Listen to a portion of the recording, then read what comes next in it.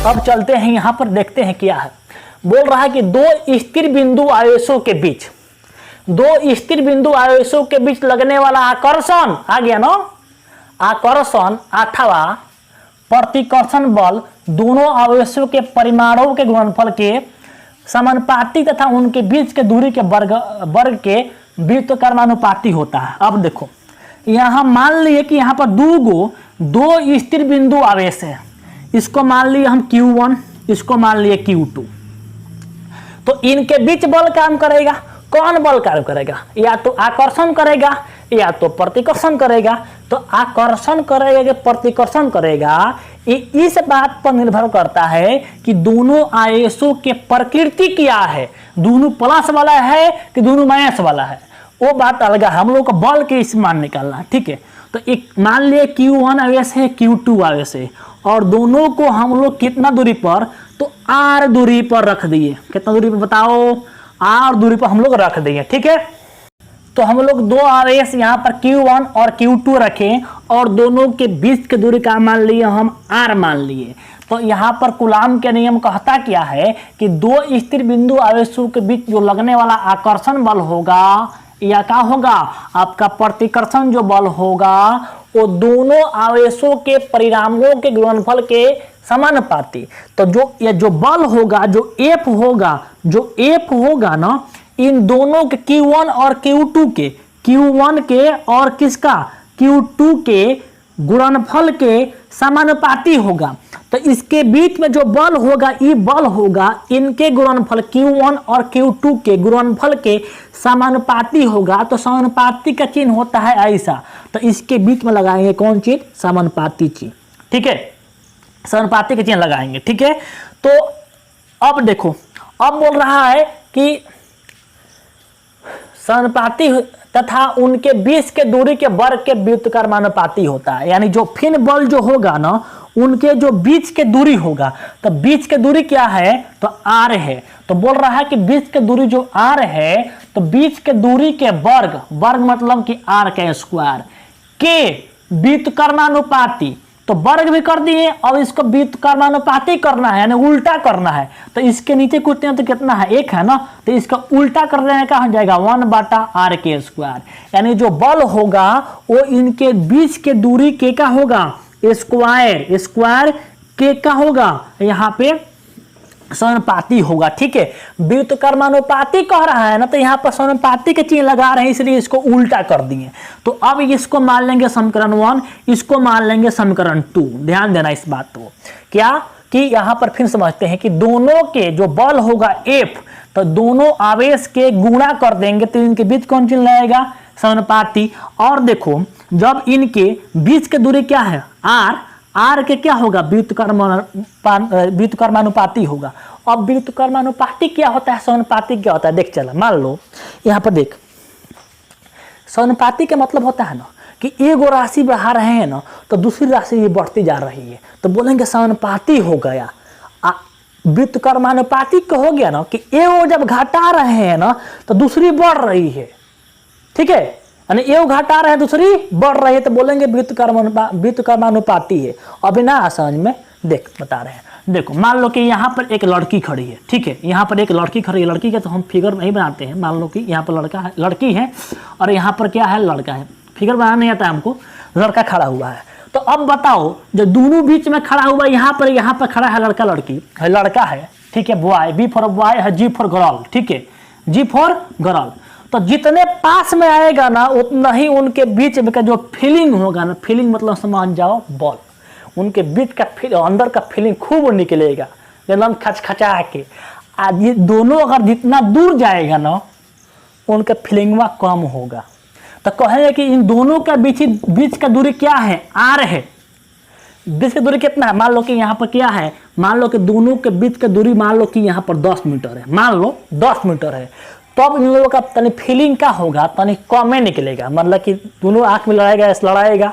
तुम ही जरा समझो कि तुम्हें लड़की खड़ी है पास में, तो जैसे जैसे आएगी उतने उतने क्या होता है, मजा आता है कि नहीं। तो यहाँ पर लड़की है, लड़का और लड़की, जितने पास में आएगा दोनों का फीलिंग क्या होगा, बढ़ेगा। क्या होगा, बढ़ेगा। लेकिन जितने दूर में जाएगा फीलिंग में दोनों का घटेगा, यानी बल का होगा घटेगा। इसका मतलब कि जो दूरी है इनके बीच का जो है दूरी ना, दूरी जब बढ़ा रहे हैं, दूरी क्या हो रहे हैं, बढ़ा रहे हैं, तो जो इसका फीलिंग है घट जा रहा है। बताओ जब इस 10 मीटर है तो 10 मीटर में जितना उन दोनों के जो प्यार में हवा चल रहा होगा, आंख जो लड़ा रहा होगा, उसको हटाकर कर दिए 100 मीटर, तो बता अब आंख में आग लड़ेगा, उतना नहीं लड़ेगा ना। तो अब बोलेगा क्या कि उनका फीलिंग का हुआ, घट गया। तो इसका मतलब कि जो दूरी जो है, दूरी के उल्टा का है, एफ है। वैसा ही यहाँ पर देखो, जितना दूरी बढ़ाएगा उतना ही दोनों पर बल का होगा, कम लगेगा।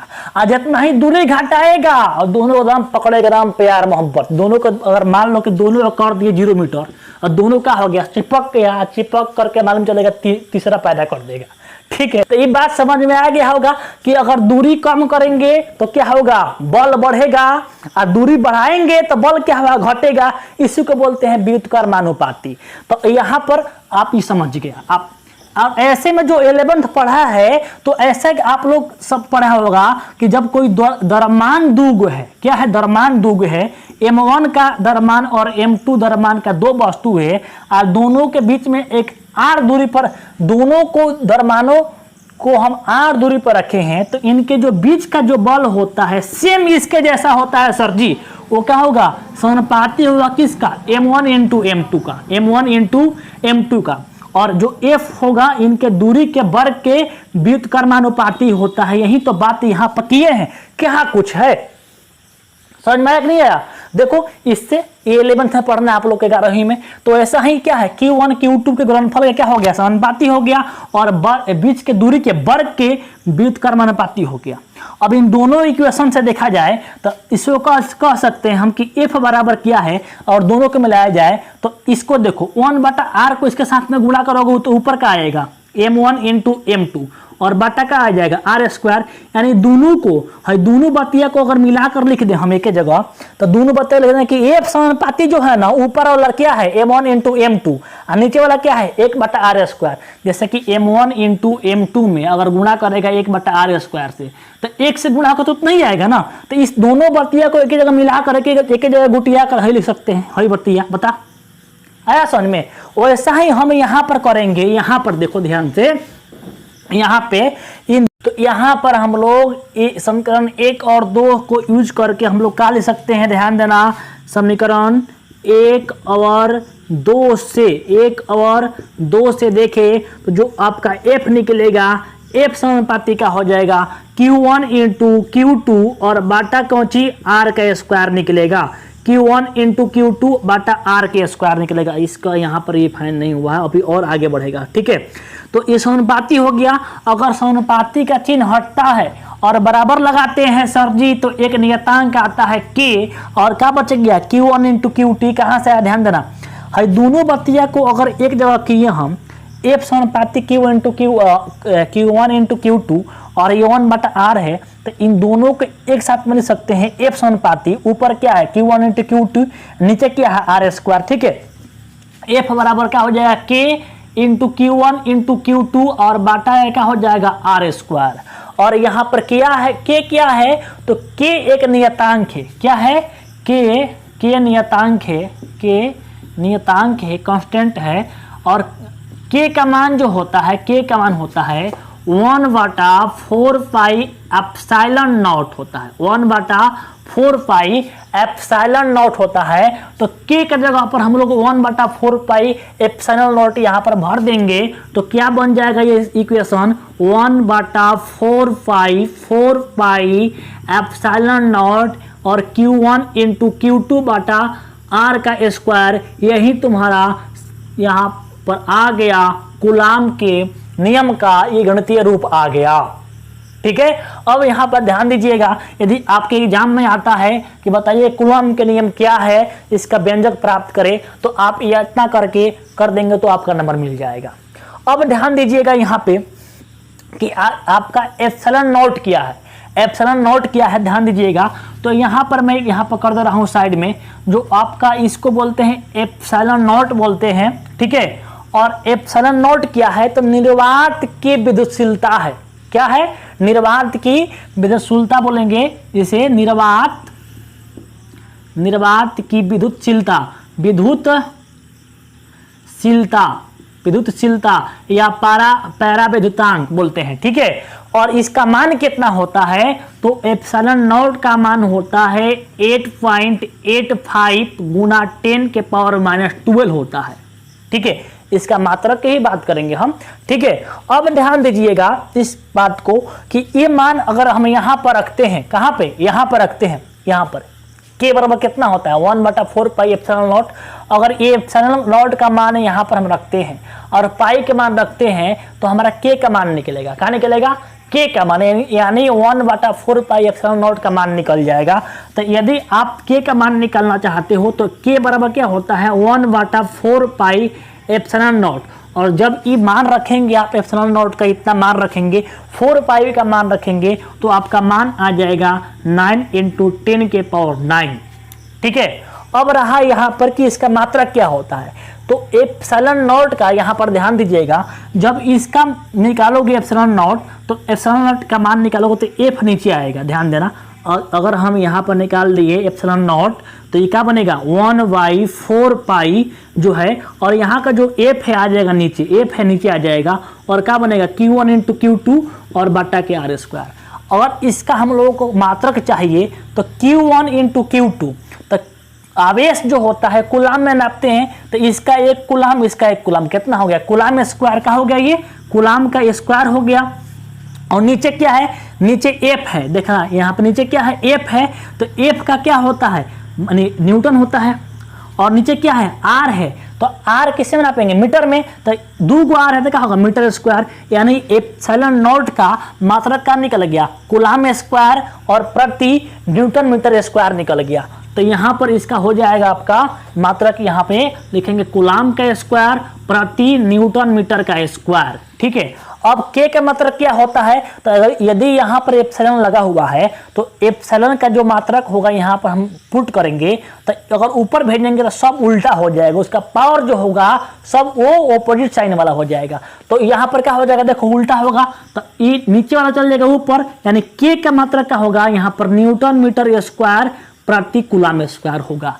इस प्रकार से देखिए यहाँ पर आपके निर्वात की विद्युतशीलता यानी एप्सिलॉन नॉट का जो मान हो गया 8.85 × 10⁻²12 कुलाम स्क्वायर प्रति न्यूटन मीटर का स्क्वायर, और जो के का मान हो गया 9 × 10⁻9 न्यूटन मीटर स्क्वायर प्रति कुलाम स्क्वायर। ये एक्स्ट्रा बात हो गया, यदि आपको कुलाम के नियम पूछेगा तो आप ये इतना ही करके छोड़ देंगे, इतना करने की जरूरत नहीं है, लेकिन मैं ये एक्स्ट्रा आप लोगों को बात बता दे रहा हूँ। ठीक है, क्योंकि ये इंपॉर्टेंट भी है, आपके ऑब्जेक्टिव में पूछे भी आते हैं। अब रहा बात कि पूछेगा कि इसका बीमा क्या होगा, इसका बीमा क्या होगा इसका, तो इसका बीमा आपका होता है, यहाँ पर लिख दे रहा हूँ मैं, इसका एप्सिलॉन नॉट का बीमा का जो बीमा होगा वो आपका होता है m⁻1 और L⁻3 T⁴ और होगा A²। ये बीमा होगा किसका, तो एप्सिलॉन नॉट का। और के का बीमा कितना होगा, यानी इसका बीमा कितना होगा, तो इसका जो बीमा होगा के का बीमा, ये आपके ऑब्जेक्टिव में पूछा जाता है, तो ठीक इसका उल्टा हो जाएगा। तो m के पावर ये प्लस में है तो होगा, माइनस में है तो बन जाएगा प्लस में, तो m के पावर 1 और L⁻3 और T⁻⁻4 और A⁻⁻2। ये किसका निकला हम लोगों का, तो नियतांक के का बीमा निकल गया। नियतांक के का मान भी आपको लिख दिए। ये सब आपके ऑब्जेक्टिव में एक क्वेश्चन आपसे पूछे जाते हैं, तो ये सब याद रखिएगा। यदि आपसे कुलाम के नियम पूछता है और बोलता है ये कुलाम की यहाँ पर व्यंजक नियम के गणितीय रूप का व्यंजक प्राप्त करें, तो ये सब क्रिया करके आप यहाँ पर छोड़ देंगे, आपका पूरा ये नंबर आपको जो मिलने वाला होगा मिल जाएगा। और ये रहा इसके जो इसके कुलाम के नियम के गणितीय रूप में जो यहाँ पर यूज हो रहा है, इसका पूरा यहाँ मान हो गया। इसका पूरा क्या बोलते हैं, निर्वात की विद्युतशीलता हो गया, इसका बीमा हो गया, के का बीमा हो गया। तो इस प्रकार से आपका कुलाम का नियम यहाँ पे खत्म होता है। ठीक है, और इसके बाद इसका सदिश निरूपण भी है। तो यदि आप चाहते हैं कि उस पर भी वीडियो आए और आप किसी भी टॉपिक पर आपको डाउट है तो आप कमेंट करें, उस टॉपिक पर मैं इसी प्रकार से सरल तरीके से आप लोगों को वीडियो बनाकर दूंगा, ठीक है। तो यदि वीडियो आपको अच्छा लगा है तो लाइक शेयर कर दीजिएगा, और चैनल पर पहली बार आए हैं तो चैनल को सब्सक्राइब कर लीजिएगा, और कमेंट जरूर कीजिएगा दोस्तों, कमेंट जरूर कीजिएगा कि आपको किस टॉपिक पर अगला वीडियो चाहिए, ठीक है। चलिए मिलते हैं नेक्स्ट वीडियो में। जय हिंद।